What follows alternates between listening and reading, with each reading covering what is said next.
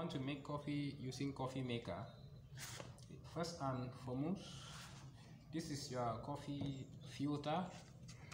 You put it there.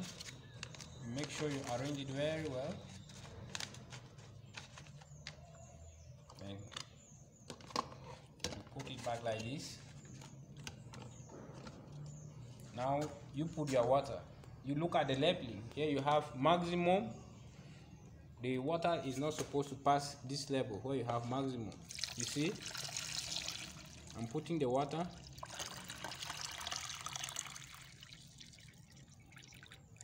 Yes, it's okay like this.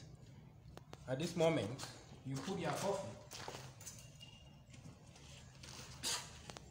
You put your coffee, about 4 tablespoons.